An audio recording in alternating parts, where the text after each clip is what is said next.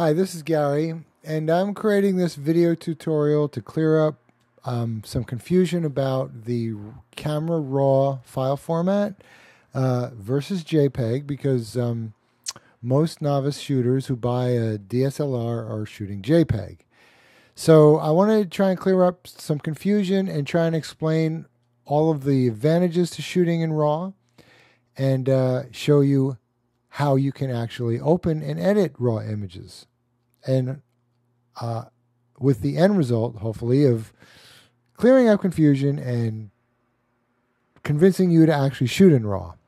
So first, here is, whoops, let me go to the Finder and 14. Here is a RAW file. And actually, you can see it looks a little dull. Not all that inspiring an image. It looks kind of flat. I'm going to show you the corresponding JPEG, which looks like this. And the JPEG actually looks better. So it looks like I'm making the case for JPEG. Well, all right. So there's a reason why the JPEG looks better. And that reason is that I had set my camera, which I never do, but for this, I went and shot some images for this tutorial, and I had my camera set to shoot RAW plus the highest quality JPEG it can shoot. I did this on a Canon 5D Mark II, so it creates a rather large RAW file, and let's look at the file size. So the RAW file that you just looked at is 25.3 megabytes, and the JPEG is 5.9 megabytes. The reason the JPEG's file size is so much smaller is in order for the camera to create the JPEG, it actually threw out about 75% of the image data. Okay, so there you go. I mean, that right away, that tells you something. That tells you that you've lost a lot of image quality in the JPEG. Now, I'm not saying JPEGs are inherently bad. I think if your end result is a JPEG, which can be very useful for several different, purposes, that's great, but it's not a good shooting format. My issue is setting your camera to shoot in JPEG. You're really wasting all the money you spent on the camera, because in order to make that JPEG, the camera has thrown out 75% of the image data. Okay? All right, so let me illustrate in real-world terms exactly what that means. So I'm going to pop over to iPhoto. Now, the reason I'm using iPhoto is because it's free on the Mac. And yes, I realize that, this is only relevant to Mac users. I wanted to show you guys that you can open a RAW file in Picasa, Google Picasa, which is, of course, cross-platform, because you can. But the problem is, at least the latest version of Picasa is so buggy, on my Mac at least, that it's unusable. It crashes like crazy. It's just useless. So I can't really show you what I wanted to show you. And really, as it turns out, the specific function I'm going to show you, you cannot do in Picasa anyway. But you can do it in iPhoto. And for all you Windows users, I'm telling you, Adobe Photoshop Elements for the money, which is like $80, is an incredibly powerful image editing package. And I'm going to show you that too. But for now, I'm going to pop on over to iPhoto. And I've got two images. You can see here that they're exactly the same. This one is a RAW file. This one is a JPEG. Now I'm going to edit the JPEG first in iPhoto. And what I'm going to do, because the sky is clearly overexposed, is I'm going to take the exposure. And you can see that it's just turning this dull gray. And that looks terrible. So that's what happens with the JPEG. So let me go back to Photos. And let's go to the RAW file. I'll do the same thing. Edit.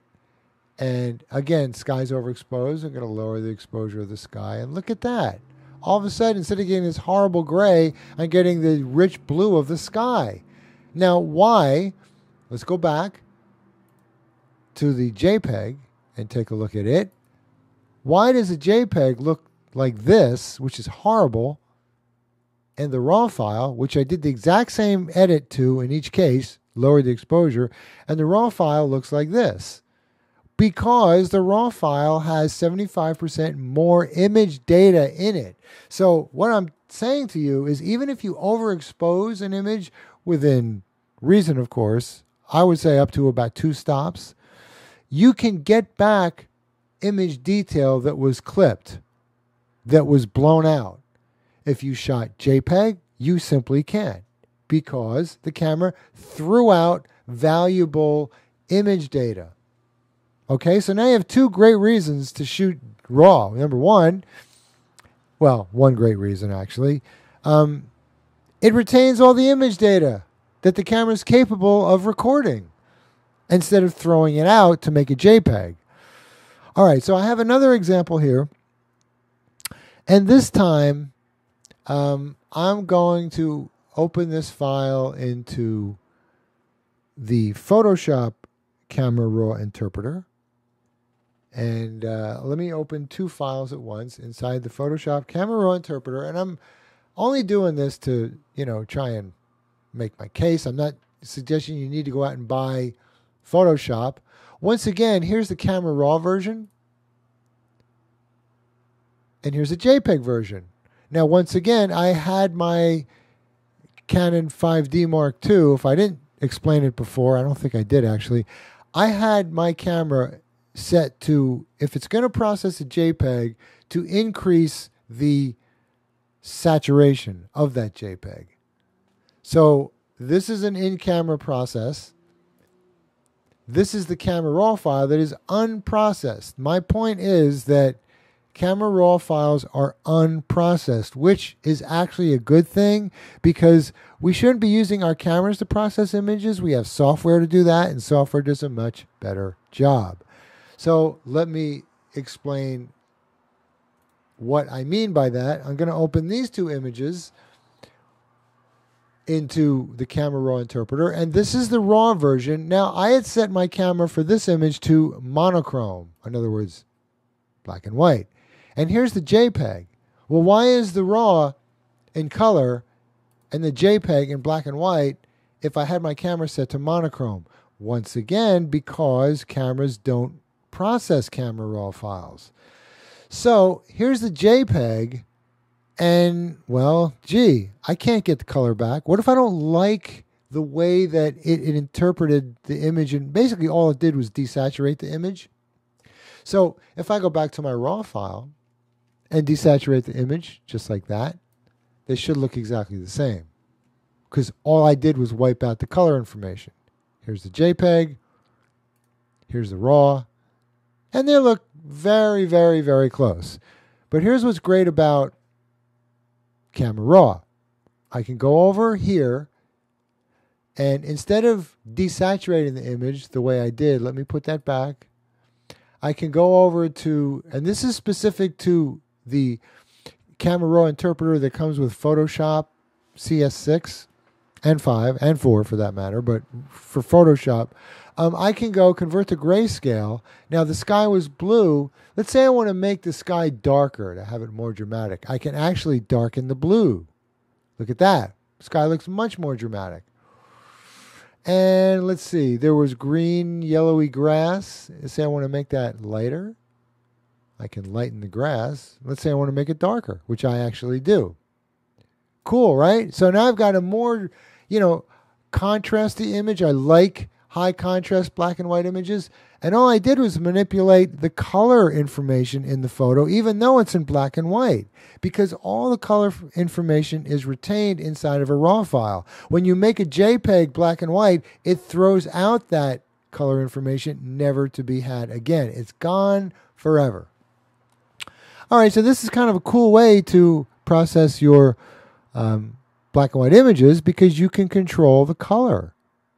And basically what you're doing now is controlling the different tones in the black and white image that in color are assigned a color. And we know that grass is green, so I basically darkened the green a little bit. So let's compare the two. Here's the JPEG. Here's the RAW. Well, I like the RAW version of my black and white much better. And here's my point. I process the file, not the camera. And whether you have Photoshop or not is not really the point here. I'm not trying to make a case for Photoshop. I'm trying to make a case for you processing your images, not letting the camera do it, because, you know, the camera is like not a good processor. Its job is to capture images. That's what it does, and it does a great job of capturing. Processing, not so much. Okay? So if you want more control over the look of your images, and I'm sure you do, and you want to retain all of the actual image data, quality of the image, just shoot RAW. Yes, the files are bigger, but with today's storage getting cheaper and cheaper, that's just not an issue. And I'm really want to address professionals, some of which I've spoken to insist on shooting JPEG. And I have to ask you, you're a professional. You're making money with your camera. How could you possibly prefer a format that's literally throwing away data? Let me be clear here. You can make a JPEG out of a RAW file after the fact. That's fine. You can do so any number of ways. You can go down here in the case of Photoshop and choose JPEG and save this out as a JPEG. Or you can open it into Photoshop and then do some more manipulating and save that out as a JPEG. You can always make a JPEG from a RAW file. You really can't make a RAW file from a JPEG because you can't add more information that's been discarded. It's gone. So again, why are you shooting JPEG? Somebody please explain to me why that is a valid professional choice. And if you're not a pro, I mean, okay, so don't you want to have the highest quality images your camera is capable of giving you? I would hope so. All right, so let me just show you the same thing in Elements, and then we can wrap this up. Okay, so now I'm going to open up an image, a raw image inside of Elements. And Elements comes with a raw interpreter as well. Not as powerful as the one that comes with Photoshop, but still pretty powerful. So, okay, this image is kind of flat and dull in my opinion, so I'm going to increase the blacks. And look at how much more that pops, just by making that one move. And I'll increase the clarity a little bit. Wow, it's looking really nice. And vibrance, which is basically making the more muted colors a little more intense. And that's about it. That's great, right? So this is the camera raw interpreter that comes with Elements. Very powerful. You've got the same exposure setting that Photoshop has as well as iPhoto. And, you know, this tutorial isn't an in-depth discussion about all of the functions inside of any of these raw interpreters. I'm just trying to give you sort of a thumbnail view of raw files and how easy it is to work with them and how you can even work with them in iPhoto. And you'll just have to take my word that you can work with them inside of Picasa. Picasa does open raw files, folks. But again, it's so buggy that